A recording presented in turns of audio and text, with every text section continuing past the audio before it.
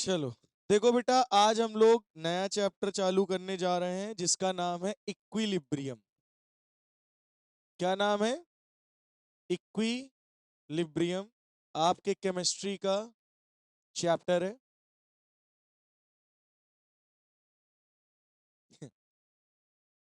तो इक्विलिब्रियम होता क्या है, पहले एक नॉर्मल सी फिजिक्स की भाषा हम समझो। इक्विलिब्रियम होता क्या है? ठीक है, जैसे कोई एक ऑब्जेक्ट रखा है, ठीक है। इस ऑब्जेक्ट पर हम इधर से एक फोर्स लगा रहे हैं और एक फोर्स इधर से लगा रहे हैं, ठीक है। अब एक फोर्स इधर से लग रहा है, एक फोर्स इधर से। मान लो ये फोर्स लग रहा है 10 न्यूटन का और ये फोर्स भी लग रहा है 10 न्यूटन का। अब ये दोनों फोर्स, ये इधर डायरेक्शन में लग रहा है, ये इधर, दोनों एक दूसरे को क्या कर देंगे? कैंसिल। फोर्स लगने के बाद भी ये ऑब्जेक्ट अभी भी किस में रहेगा? रेस्ट में रहेगा। तो इसको हम कहते हैं इक्विलिब्रियम। क्या बोलते हैं? इक्विलिब्रियम। और इस टाइप के इक्विलिब्रियम को बोलते हैं स्टैटिक इक्विलिब्रियम। हाँ, अभी बता रहे हैं वो भी। तो इक्विलिब्रियम समझ में आया क्या होता है? ये कौन से टाइप का है? स्टैटिक। इसमें ऑब्जेक्ट रेस्ट में ही है, मतलब कोई हलचल नहीं हो रही, कोई मोशन नहीं हो रहा, कुछ भी नहीं। ठीक है। अच्छा, अब हम एक बीकर ले लेते हैं, एक बाल्टी ले लेते हैं, कुछ भी। ठीक है, ध्यान से समझिएगा, ठीक है। यहां से एक टैप ओपन कर देते हैं एकदम धीरे से, और इसमें पानी ऑलरेडी भरा हुआ है।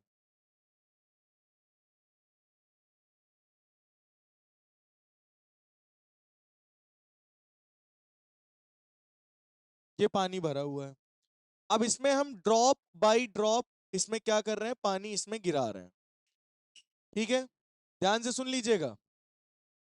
इसमें बेटा ड्रॉप बाय ड्रॉप हम पानी नीचे गिराएंगे तो इसका लेवल बढ़ जाएगा पानी का। क्यों बेटा? पानी का लेवल क्या हो जाएगा? बढ़ जाएगा। एक काम करते हैं, अब पानी का लेवल बढ़ने लगेगा तो मतलब कौन सी रिएक्शन हुई? फॉरवर्ड। अच्छा, यहां पे हम यहां पे हम क्या कर दें? एक छोटा सा छेद बना दें, इसी के साइज का, टैप के साइज का। ठीक है, तो ड्रॉप बाय ड्रॉप, मान लो एक ड्रॉप नीचे गिरी तो एक ड्रॉप यहां से बाहर हो गई। दूसरी ड्रॉप गिरी तो दूसरी ड्रॉप यहां से नीचे से बाहर हो गई। तीसरी ड्रॉप गिरी नीचे, तीसरी ड्रॉप यहां से बाहर हो गई। चौथी ड्रॉप गिरी, चौथी ड्रॉप यहां से बाहर। मतलब जितना पानी आएगा उतना पानी निकल जाएगा। तो क्या वाटर के लेवल में कोई भी चेंज होगा? नहीं। मतलब ये लेवल में कोई भी चेंज नहीं होगा, जितना आएगा पानी उतना जाएगा। मतलब तुम्हें क्या दिख रहा है?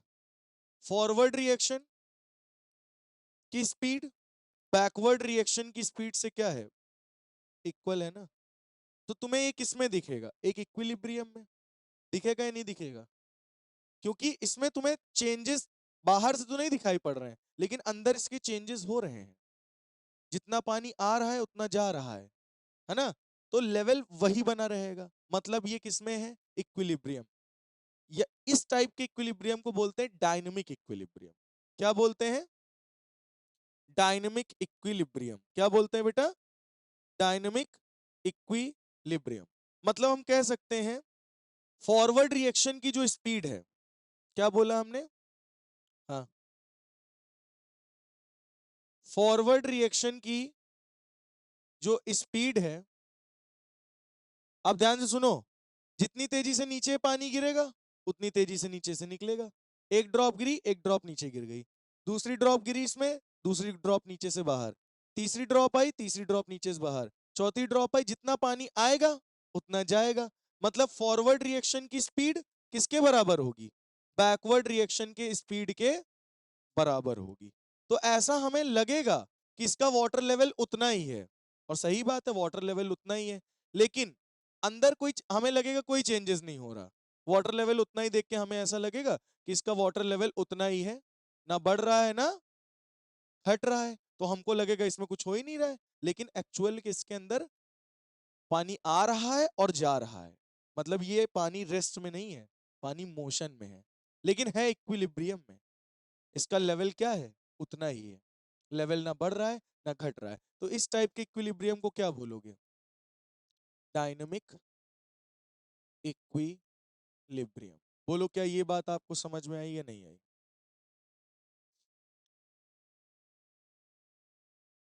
बेटा एक केमिस्ट्री है, तो यहाँ क्या होगा? हाँ, तो डायनेमिक, यहाँ पे डायनेमिक इक्विलिब्रियम का मतलब क्या है? फॉरवर्ड रिएक्शन की जो स्पीड है वो बैकवर्ड रिएक्शन की स्पीड के अगर बराबर हो जाती है, स्पीड रिएक्शन चलती रहेगी बस स्पीड बराबर हो जाए। जितनी तेजी से फॉरवर्ड हो रही है उतनी तेजी से बैकवर्ड भी होने लगी, मतलब जितनी तेजी से पानी नीचे गिर रहा है उतनी तेजी से पानी नीचे निकल भी रहा है। तो लेवल क्या रहेगा? मेंटेन रहेगा, लेवल ना बढ़ेगा पानी का ना घटेगा। मतलब ये कौन सा इक्विलिब्रियम है? डायनेमिक इक्विलिब्रियम है। ठीक है, तो डायनेमिक इक्विलिब्रियम में ही हम लोग क्या पढ़ने जा रहे हैं? Chemical equilibrium. चैप्टर का नेम ही क्या है? Chemical equilibrium. और केमिकल इक्विलिब्रियम में डायनेमिक इक्विलिब्रियम ही होता है। केमिकल इक्विलिब्रियम का मतलब ही डायनेमिक इक्विलिब्रियम उसमें होता है।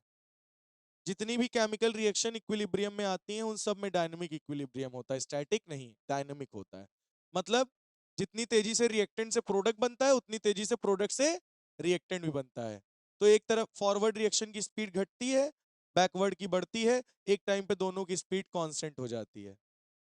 तो रिएक्टेंट से प्रोडक्ट, प्रोडक्ट से रिएक्टेंट बनने की स्पीड अगर बराबर हो गई तो मतलब वो रिएक्शन किस में आ गई है? इक्विलिब्रियम में। बात इतनी समझ में आई या नहीं आई? तो डायनेमिक इक्विलिब्रियम क्या होता है? जितना पानी नीचे आ रहा उतना पानी निकल रहा, मतलब फॉरवर्ड रिएक्शन। अरे मैं अभी एक्सप्लेन कर रहा हूँ गधे। जितना पानी नीचे आ रहा उतना पानी निकल रहा, मतलब फॉरवर्ड रिएक्शन की स्पीड अगर बैकवर्ड रिएक्शन की स्पीड के बराबर हो जाए तो वो केमिकल यानी डायनेमिक इक्विलिब्रियम कहलाएगा।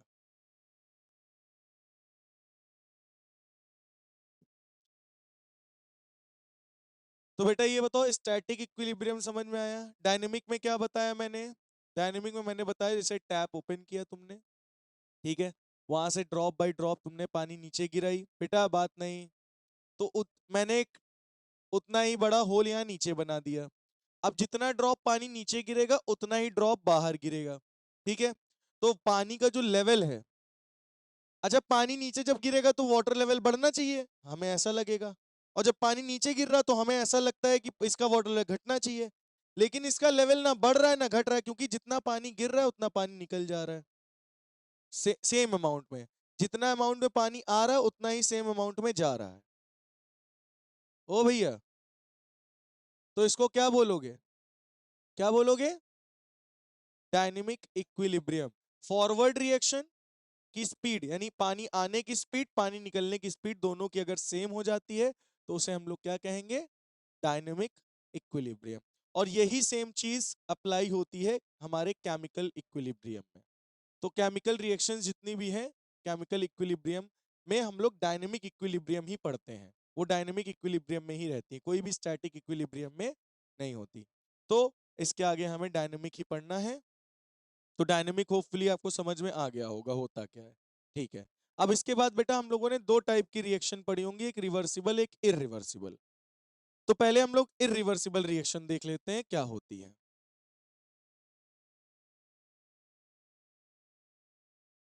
सुनो, इरिवर्सिबल रिएक्शन क्या होती है? उधर आ जाओ बेटा, इधर बैठ जाओ। इरिवर्सिबल रिएक्शन क्या होती है? जैसे कोई रिएक्टेंट है, ठीक, रिएक्टेंट से क्या बन गया? प्रोडक्ट। क्या बन गया? तो आपको पता है रिएक्टेंट का कंसंट्रेशन घटता है, प्रोडक्ट का कंसंट्रेशन बढ़ता है, ये बात समझ में आई होगी। भाई रिएक्टेंट जैसे कैसे खत्म होगा प्रोडक्ट वैसे वैसे बनेगा। तो रिएक्टेंट की कंसंट्रेशन क्या होता है? घटता है, प्रोडक्ट का कंसंट्रेशन बढ़ता है। तो मान लो ये रिएक्शन एक ही डायरेक्शन में हो रही, मींस फॉरवर्ड, फॉरवर्ड रिएक्शन है, ये बैकवर्ड नहीं हो रही, ये केवल और केवल फॉरवर्ड हो रही है। एक बार आर से रिएक्टेंट से प्रोडक्ट बन गया तो प्रोडक्ट से वापस रिएक्टेंट नहीं बनता, ये होती है इरिवर्सिबल रिएक्शन। और रिएक्टेंट का concentration, concentration will decreases with time. Concentration क्या होगा? जैसे जैसे समय बीतेगा रिएक्टेंट का कंसंट्रेशन घटेगा, और concentration will increases, will increases with time. तो इस प्रोडक्ट का कंसंट्रेशन क्या होगा? बढ़ेगा, समय के साथ धीरे धीरे क्या होता रहेगा? बढ़ेगा। और ये कैसी रिएक्शन है? फॉरवर्ड। बैकवर्ड हो सकती है? नहीं, इरिवर्सिबल रिएक्शन बैकवर्ड नहीं होती। एक बार जो बन गया सो बन गया। अब जैसे पेपर को मैंने जला दिया, वो राख बन गया, अब राख से वापस पेपर बना सकते हो? नहीं। हाँ तुम बना ले हो हैं। अच्छा ये बताओ, इंसान की लाश अगर तुम जला दो तो राख बन गई, राख बन गई, है ना? अब राख से वापस इंसान बना सकते हो? नहीं। ये क्या है? इरिवर्सिबल है। ये कैसी प्रोसेस है? कैसी प्रोसेस है? हाँ, जैसे कि आपने, मैं आपको एक एग्जांपल देता हूं बेटा। आपने न्यूट्रलाइजेशन रिएक्शन पढ़ी है? चलो, तो एक मैं आपको रिएक्शन बताता हूं। आपने न्यूट्रलाइजेशन रिएक्शन पढ़ी है क्लास 10th में? क्या था? When acid, strong acid react with strong base, जरूरी थोड़ी ना वीक ही ले, तो क्या बनाता था? न्यूट्रल सॉल्ट और प्लस वाटर।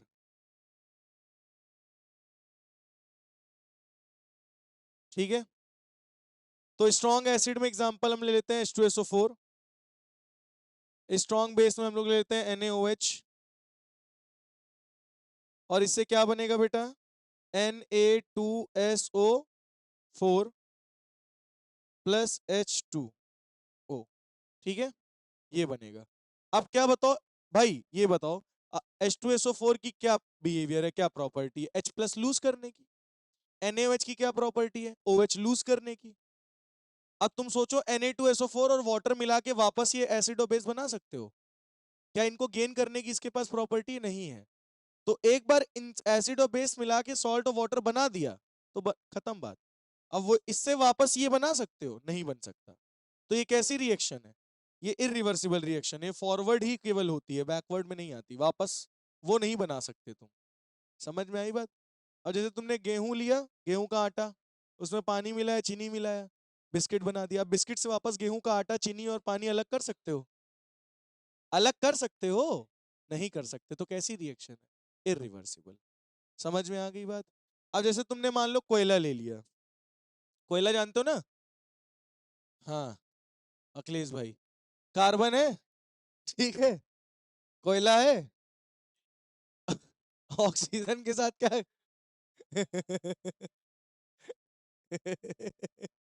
सुनो, कोयले को हम लोग क्या कर रहे हैं? बर्न कर रहे हैं। सुन ले, क्या बन जाएगा? CO2 plus H2O।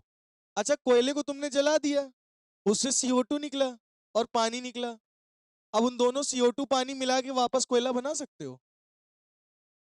वापस कार्बन बना सकते हो कोयला? नहीं बनेगा। हाँ ये बना सकते हैं, ये कहीं हमें मुंह से CO2 निकले थे, सामने पानी देते फूका तो कोयला बन जाई। है ना?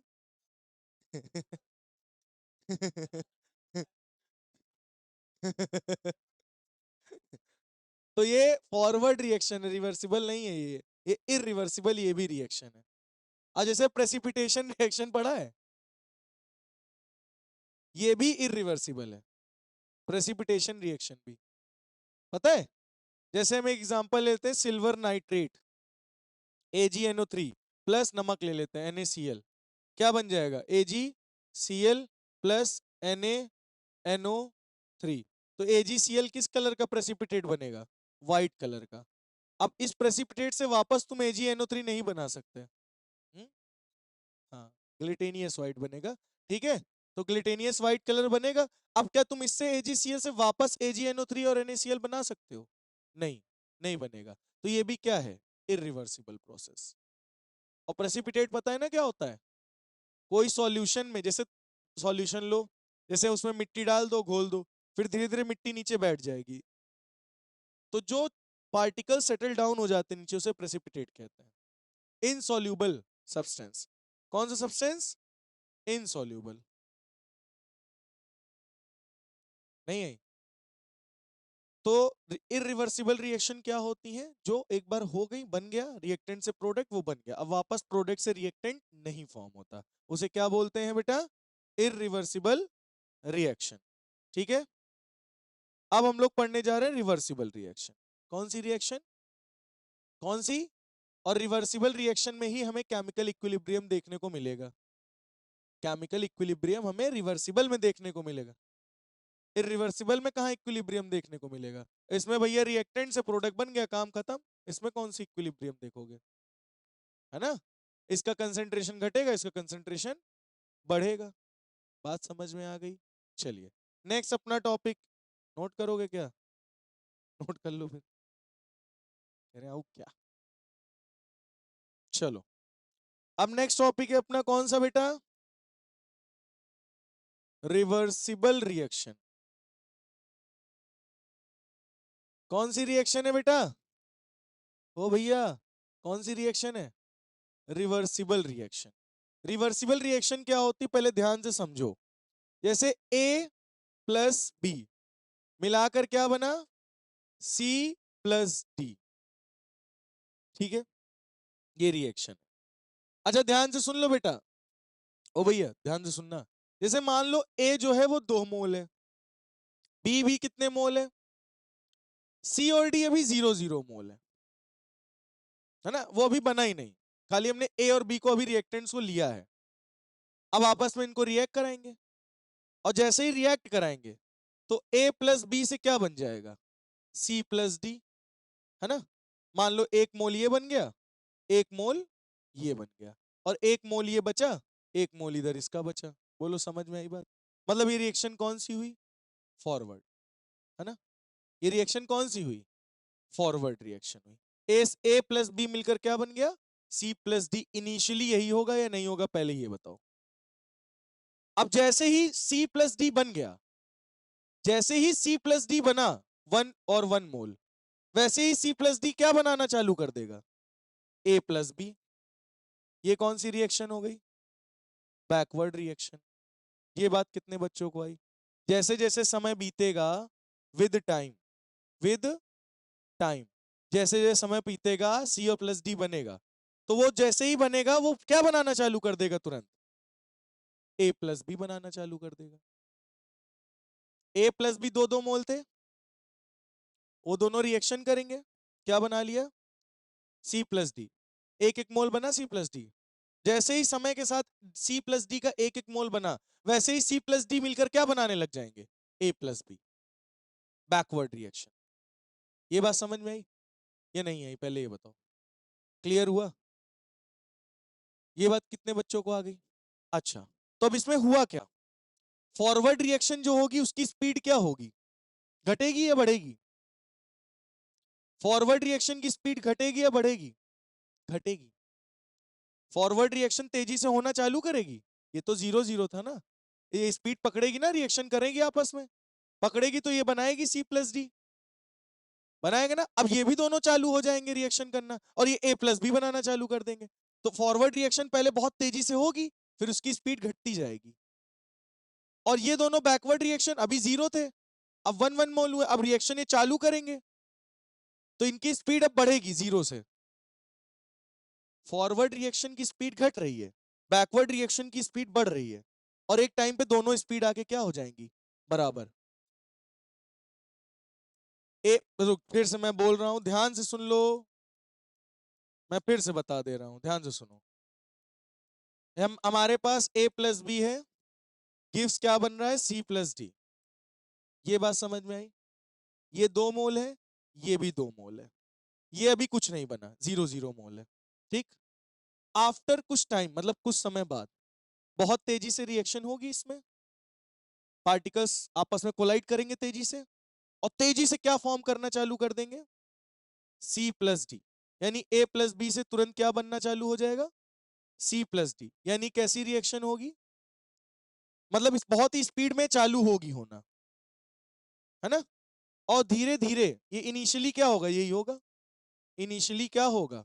A प्लस बी का 1 मोल हो जाएगा, एक प्लस ए बी का 1 मोल, और C प्लस डी जो 0 था वो भी 1 1 मोल हो जाएगा, है ना? तो अभी कौन सी रिएक्शन चली थी? फॉरवर्ड, तो हाई स्पीड में चली होगी। ठीक है, अब C प्लस डी बन गया, अब C प्लस डी बना, C प्लस डी बना, तो C प्लस डी क्या करेगा? तुरंत अपने में ही रिएक्शन चालू कर देगा, और तुरंत क्या बनाना चालू कर देगा? A plus B. तो फॉरवर्ड रिएक्शन की स्पीड घटती जाएगी क्योंकि वो अपना 1 मोल अपने मोल्स ट्रांसफर करता जा रहा है, C+D बनाता चला जा रहा है। और बैकवर्ड रिएक्शन की स्पीड बढ़ती जाएगी। फॉरवर्ड रिएक्शन की स्पीड घटेगी। A+B से जब बनेगा तेजी से तो इसका कंसेंट्रेशन कम होगा, इसका कंसेंट्रेशन बढ़ेगा, तो स्पीड क्या होगी, घट रही है फॉरवर्ड रिएक्शन में। और जब C+D बन जाएगा, क्या बन जाएगा, C+D बनेगा, तो अब ये इसका कंसेंट्रेशन ज्यादा होगा ना, तो अब ये C+D क्या बनाएगा, A+B। अब बैकवर्ड रिएक्शन की स्पीड बढ़ना चालू करेगी। मतलब ये कि फॉरवर्ड रिएक्शन की स्पीड घट रही घट रही घट रही घट रही, एक बार कांस्टेंट हो गई, फिर बैकवर्ड रिएक्शन की स्पीड बढ़ रही बढ़ रही बढ़ रही बढ़ रही, एक टाइम पे ये भी दोनों मिल जाएंगी आपस में। तो फॉरवर्ड रिएक्शन की स्पीड क्या होगी, घटेगी, बैकवर्ड रिएक्शन की स्पीड क्या होगी, बढ़ेगी, और दोनों एक टाइम पे आके बराबर हो जाएंगी। और जिस टाइम पे आके बराबर होंगी यही कहलाएगा केमिकल इक्विलिब्रियम। अब बोलो बात समझ में आई? अभी सब बता रहा हूं, पहले ये बात समझ में आई कि नहीं? रिएक्शन अभी रुकी नहीं है, रिएक्शन की स्पीड बराबर हो गई। मतलब रिएक्शन, मतलब A+B से C+D बनना और C+D से A+B बनने की स्पीड क्या हो गई, बराबर। अब जितने समय में A+B से C+D बनेगा उतने ही समय में C+D से A+B भी बनेगा, मतलब दोनों की स्पीड बराबर। अब दोनों बराबर रिएक्टेंट प्रोडक्ट बनाते रहेंगे, खटाखट खटाखट खटाखट रिएक्शन चलती रहेगी। लेकिन इन्होंने क्या अटेन कर लिया है, केमिकल इक्विलिब्रियम। दोनों की स्पीड क्या हो गई है, बराबर। बोलो अब कितने बच्चों को ये बात समझ में आई? मैं जो बताना चाह रहा था वो समझ में आया? ये विद टाइम कुछ समय बाद ये कंडीशन होगी।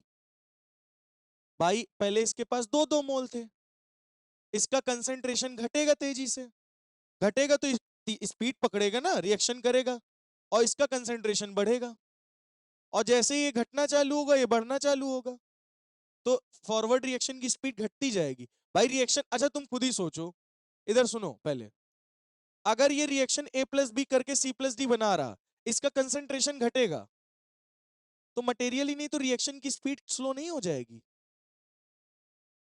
जब A+B बनेगा, इसका कंसेंट्रेशन कम हो रहा है तो इसकी रिएक्शन की स्पीड कम नहीं हो जाएगी?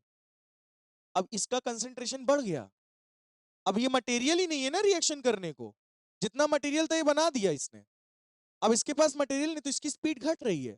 अब इसके पास मटेरियल आ गया, अब ये दोनों रिएक्ट करके क्या बनाएंगे, A+B बनाएंगे, अब इसकी स्पीड बढ़ेगी बैकवर्ड रिएक्शन की।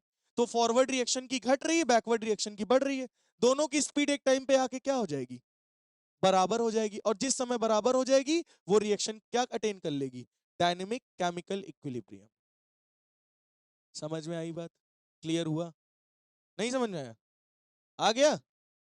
तो ये डायनेमिक इक्विलिब्रियम को अटेन कर लेगी, रिएक्शन स्टॉप नहीं होगी, रिएक्शन अभी भी चलती रहेगी। अब जितने समय में A+B, मान लो 1 सेकंड में A+B से, यानी द C+D बना रहा है ये, कितने, 10, मान लो A+B 1 सेकंड में 10 C+D बना रहा, तो उसी 1 सेकंड में C+D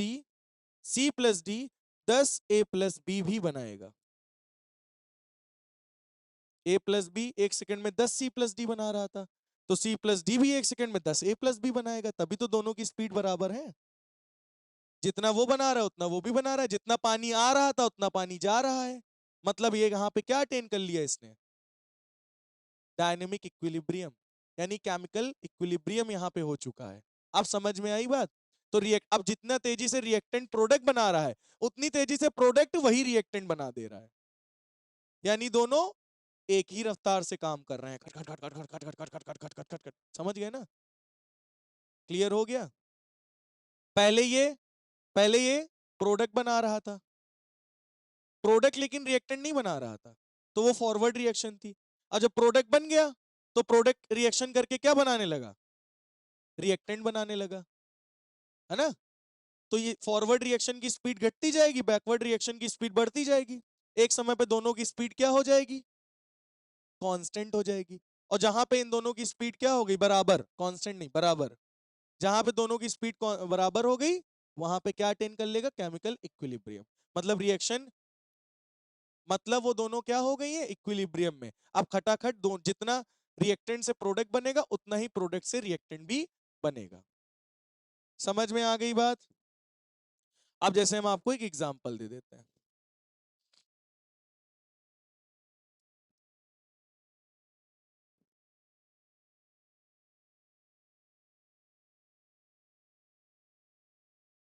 एग्जांपल जैसे हैबर्स प्रोसेस पढ़ी है। नाइट्रोजन लेते हैं, हाइड्रोजन लेते हैं, क्या बना लेते हैं, अमोनिया। तो ये केमिकल इक्विलिब्रियम में कब आएगी? अब ध्यान से सुनना, इधर सुनो। नाइट्रोजन है 2 मोल, हाइड्रोजन है 2 मोल, अभी अमोनिया कुछ नहीं बना। फिर से सुन लो, मैं वही चीज फिर समझा रहा हूं। अभी कहां बना, अभी रिएक्शन चालू कराएंगे ना। अभी नाइट्रोजन हमने कितने मोल ली, 2। हाइड्रोजन कितने मोल लिया, 2। अभी अमोनिया बना नहीं। अब ये दोनों की रिएक्शन चालू कराएंगे। रिएक्शन चालू हो गई। अब रिएक्शन खूब तेजी से चालू होगी, तो नाइट्रोजन प्लस हाइड्रोजन, इसका 1 मोल बचा, इसका 1 मोल बचा, और इसके एक एक मोल ने मिलकर क्या बना दिया, NH3। 2 मोल NH3 बना दिया। क्या बना दिया, 2 मोल NH3। मतलब ये कौन सी रिएक्शन हुई, बोलो ये कौन सी रिएक्शन हुई, ये कौन सी रिएक्शन हुई, फॉरवर्ड रिएक्शन। कौन सी रिएक्शन हुई, फॉरवर्ड रिएक्शन। ये दोनों रिएक्शन करके क्या बना चुके हैं, 2 मोल अमोनिया। अब अमोनिया शांत थोड़ी ना बैठेगा, अमोनिया कहेगा ले, तू भी ले ले। अब ये बैकवर्ड रिएक्शन करेगा। क्या करेगा, अमोनिया क्या करेगा, बैकवर्ड रिएक्शन, कह ले तो अमोनिया से ले ले नाइट्रोजन और हाइड्रोजन, ए ले ले। समझ में आई बात? तो अब 2 मोल से अमोनिया ब्रेक होके क्या बनाता चला जाएगा, अब 1 मोल नाइट्रोजन बना देगा, 1 मोल हाइड्रोजन बना देगा। मतलब अब फॉरवर्ड, ये बैकवर्ड रिएक्शन है, तो फॉरवर्ड रिएक्शन की स्पीड क्या है? भाई इसका मोल कम हो रहा है, तो इसकी स्पीड घटती जाएगी। इसका स्मॉल बढ़ गया मोल, इसका कंसेंट्रेशन बढ़ गया है, तो इसकी स्पीड बढ़ती जाएगी। और एक टाइम पे दोनों की स्पीड क्या हो जाएगी, इसकी घटेगी, इसकी बढ़ेगी, एक टाइम पे दोनों की स्पीड बराबर हो जाएगी। वहीं पे आ जाएगा केमिकल इक्विलिब्रियम। बोलो समझ में आया है नहीं आया? बोलो बेटा, क्या आप लोगों को इतनी बात समझ में आई है नहीं?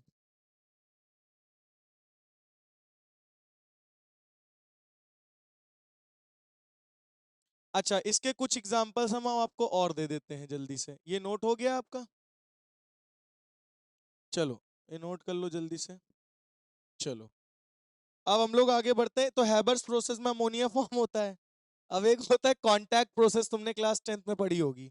SO2 के साथ O2 की रिएक्शन कराते हैं, क्या बनता था, SO3, सल्फर ट्राईऑक्साइड, है ना। तो सल्फर ट्राईऑक्साइड से ये भी बना सकते हो। तो रिएक्टेंट से प्रोडक्ट, प्रोडक्ट से रिएक्टेंट, दोनों बन सकता है। कौन सी रिएक्शन है, रिवर्सिबल। अब ये रिवर्सिबल है, ठीक है। जैसे PCl5 हम लोग ले लेते हैं, इसका डिकम्पोजिशन कराएंगे, क्या बनेगा, PCl3 प्लस Cl2, इन दोनों को जोड़ के फिर ये बन सकता है। समझ में आई बात? जैसे हम लोग नाइट्रोजन NO ले लेते हैं, तो क्या बनेगा, N2 प्लस O2, ठीक है। और हम लोग ले लेते हैं H2 प्लस I2, गिव्स क्या बनेगा, 2HI। समझ गए, ये हो गया 2। क्लियर हो गया, सल्फर। हाँ बेटा, एग्जाम्पल है रिवर्सिबल रिएक्शन के।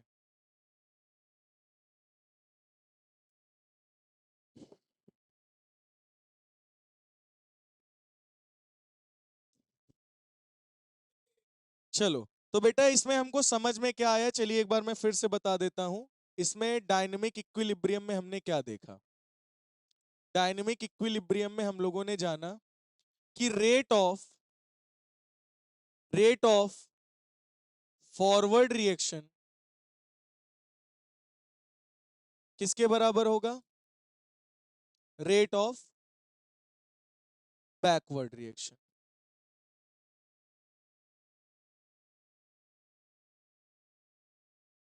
ये बात समझ में आ गई है नहीं?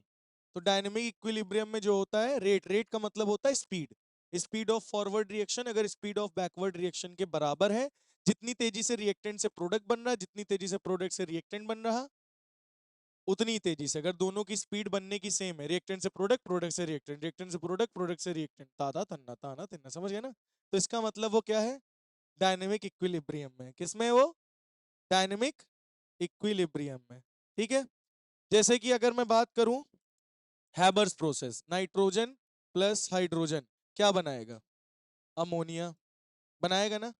तो ये इसका क्या होगा? Rate of formation of NH3। ये किस, ये बताओ, नाइट्रोजन और हाइड्रोजन मिलकर क्या फॉर्म करेंगे? अमोनिया। और ये क्या करेगा? Rate of decomposition of ammonia into nitrogen and hydrogen. तो जितनी तेजी से ये नाइट्रोजन और हाइड्रोजन में डिकम्पोज होगा, उतनी ही तेजी से ये नाइट्रोजन हाइड्रोजन मिलकर क्या फॉर्म करेंगे? अमोनिया। इन दोनों का रेट क्या होगा? सेम। इसी को क्या कहते हैं? बस ये भाषा बदल दी है और कुछ नहीं, बात वही लिखी है। ये जितनी तेजी से अमोनिया फॉर्म करेगा, उतनी तेजी से डिकम्पोज होकर नाइट्रोजन और हाइड्रोजन फॉर्म करेगा। ठीक है।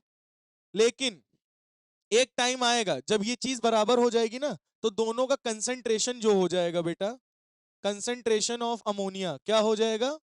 कांस्टेंट। क्या हो जाएगा? अमोनिया का कंसंट्रेशन कांस्टेंट हो जाएगा। मतलब इसका कंसंट्रेशन क्या हो जाएगा? फिक्स हो जाएगा, कांस्टेंट हो जाएगा, फिर चेंज नहीं होगा। मतलब मैं बाहर से देखूंगा तो मुझे लगेगा कांस्टेंट है इसका। क्यों? अच्छा तुम खुद ही सोचो। सुनो बात, हाँ, अंदर रिएक्शन चल रही होगी, वो बहुत तेजी से अमोनिया बना रहा होगा, ये बहुत तेजी से ब्रेक होके नाइट्रोजन हाइड्रोजन बना रहा होगा। तो मुझे नहीं लगेगा यार ये 2 मोल है। क्या है ये? 2 मोल है। और ये 1 मोल है। और ये भी 1 मोल है। तो बाहर से देखने से तो मुझे लग रहा है 2 ही मोल है लगातार, क्योंकि बहुत तेजी से ये इससे कन्वर्ट हो रहा है, इसमें, ये इसमें रिएक्टेंट से प्रोडक्ट, प्रोडक्ट से रिएक्टेंट, रिएक्टेंट से प्रोडक्ट, प्रोडक्ट से रिएक्टेंट। तो इसका कंसंट्रेशन हम कैसा मान के चलेंगे? कि कांस्टेंट हो गया है। जब केमिकल इक्विलिब्रियम आएगा, जब दोनों की स्पीड बराबर रहेगी, तो हमें ऐसा पता लगेगा कि इसका कंसंट्रेशन क्या हो चुका है? कांस्टेंट। एक्चुअल में दोनों रिएक्शन चल रही होंगी, दोनों की स्पीड बराबर हो गई है ना। जितनी तेजी से रिएक्टेंट से प्रोडक्ट बना रहा होगा, उतनी तेजी से प्रोडक्ट रिएक्टेंट बना रहा होगा। तो हमें बाहर से लगेगा ये 2 ही मोल है, लेकिन अंदर चेंजेस चल रहे हैं। जैसे पहला एग्जांपल याद कर लो, पानी ऊपर से नीचे गिरेगा, जितना पानी आएगा उतना पानी जाएगा, तो हमें लगेगा कि वाटर लेवल क्या है? एक जैसा है। लेकिन एक्चुअल में पानी आ रहा है, जा रहा है, प्रोसेस अंदर चल रही है, लेकिन हमें क्या लगेगा? पानी का लेवल जितना था उतना ही है, मेंटेन है। हमें लगेगा वो कांस्टेंट है लेवल, लेकिन वो लेवल कांस्टेंट नहीं है, वो बढ़ घट रहा है बहुत तेजी से। जितना पानी आ रहा है, जितना पानी जा रहा है, जितना पानी आ रहा है उतना पानी जा रहा है, जितना पानी आ रहा है उतना पानी जा रहा है। ये लेवल बार बार बढ़ घट रहा है, लेकिन हमें क्या दिख रहा है? कि लेवल बराबर है। तो वही चीज इसमें भी दिख रही है, इसीलिए मैंने वो एग्जांपल दिया था। समझ में आई बात? तो तुम्हें लगेगा जब ये इक्विलिब्रियम अटेन कर लेगा, केमिकल इक्विलिब्रियम, तब तुम्हें ऐसा फील होगा उस समय कि इसका कंसेंट्रेशन कांस्टेंट हो चुका है। बट एक्चुअल में कांस्टेंट नहीं हुआ होगा, रिएक्शन चल रही होगी धड़ाक से, धड़ाके से, लेकिन तुम्हें ऐसा फील होगा इस समय कि कंसेंट्रेशन क्या हो चुका है? कांस्टेंट। बोलो ये बात कितने बच्चों को आ गई समझ में? नोट कर लीजिए। अभी नाइट्रोजन से हाइड्रोजन मिलके क्या बनाएगा? अमोनिया। तो फॉरवर्ड रिएक्शन होगी, फॉरवर्ड रिएक्शन की स्पीड घटेगी, फिर अमोनिया जब बन जाएगा तो वो क्या डिकम्पोज होके बनाएगा? Nitrogen hydrogen. वो बैकवर्ड रिएक्शन होगी, उसकी स्पीड बढ़ेगी। फॉरवर्ड रिएक्शन की स्पीड घटेगी, बैकवर्ड रिएक्शन की स्पीड बढ़ेगी। एक टाइम पे आके दोनों क्या हो जाएंगी? सेम। अब घट भी रहा है, बन रहा है रिएक्टेंट से प्रोडक्ट, प्रोडक्ट से रिएक्टेंट, रिएक्टेंट से प्रोडक्ट, प्रोडक्ट से रिएक्टेंट, है ना? तो दोनों का रेट बराबर हो गया। अब इस समय तुम अगर अमोनिया का कंसंट्रेशन देखोगे तो तुम्हें कांस्टेंट लगेगा। तुम्हें लगेगा यार ये तो 2 ही मोल है, लेकिन एक्चुअल में 2 मोल बन रहा है, घट रहा है, बन रहा है, फिर घट, डिकम्पोज हो रहा है, फिर बन रहा है, डिकम्पोज हो रहा है, फिर बन रहा है। मतलब फॉर्मेशन डिकम्पोजिशन लगातार हो रहा है, लेकिन तुम्हें कैसा लगेगा? कि इसका कंसंट्रेशन कांस्टेंट है। समझ में आई बात? अभी जैसे मैंने बताया था, ये एक बाल्टी है, यहां से पानी गिर रहा है, ये पानी का लेवल मेंटेन है, तो जितना पानी नीचे आएगा उतना पानी नीचे से निकल जाएगा, जितना पानी आ रहा उतना पानी जा रहा है। तो हमें तो लगेगा कि इसका लेवल जितना था उतना ही है, लेकिन आपको अंदर की बात नहीं पता चल रही। अंदर में लेवल पानी जितना आ रहा उतना जा रहा, मतलब लेवल बार बार बहुत तेजी से बढ़ घट रहा है। तो वो हमें दिख नहीं रहा है, लेकिन अंदर प्रोसेस चल रही है। लेकिन हम बाहर से देखेंगे तो हमें ये लगेगा कि इसका लेवल जो है वो उतना ही है, लेकिन लगातार इसका लेवल बढ़ घट रहा है। तो इस कंडीशन अगर हम देख रहे हैं बाहर से, हमें लग रहा है कि इसका लेवल सेम है, मतलब वो कंडीशन किसकी होगी? केमिकल इक्विलिब्रियम की कंडीशन होगी, और वहां पे इसका लेवल क्या रहेगा मेरे लिए? कांस्टेंट। बात समझ में आ गई? नोट कर लीजिए इतना। सुनो, अब बेटा मैं इसके ग्राफ के द्वारा आपको समझा देता हूं। ग्राफ में rate of reaction versus time. अब ध्यान से सुनो, फॉरवर्ड रिएक्शन की स्पीड क्या हो रही थी? घट रही थी, और एक टाइम पे आके कांस्टेंट हो गई। बैकवर्ड रिएक्शन की स्पीड बढ़ रही थी, एक टाइम पे आके कांस्टेंट हो गई, और दोनों स्पीड क्या हो गई? मिल गई। दोनों की स्पीड क्या हो गई? बराबर। तो फॉरवर्ड और बैकवर्ड रिएक्शन यहां पे आके क्या हो गई? एकदम बराबर हो गई। तो मतलब यहां पे इस टी टाइम में इसने क्या अटेन कर लिया? Chemical equilibrium. और जिस समय केमिकल इक्विलिब्रियम रहेगा उस समय कंसंट्रेशन वर्सेस टाइम, ध्यान से सुनना, नाइट्रोजन का कंसंट्रेशन घट रहा होगा, एक टाइम पे क्या हो जाएगा? कांस्टेंट। हाइड्रोजन का कंसंट्रेशन भी क्या हो रहा होगा? घट रहा होगा, एक टाइम पे क्या हो जाएगा? भाई नाइट्रोजन हाइड्रोजन रिएक्टेंट साइड है, इनका कंसंट्रेशन घट रहा होगा, लेकिन प्रोडक्ट अमोनिया का कंसंट्रेशन बढ़ रहा होगा, और एक टाइम पे क्या हो जाएगा? अमोनिया का कंसंट्रेशन भी कांस्टेंट। जरूरी नहीं जुड़े, कांस्टेंट होना है कंसंट्रेशन, दैट्स इट। हमें लगेगा कांस्टेंट है, हाँ, चाहे कैसे भी हो सकता है, बस कांस्टेंट हो जाए।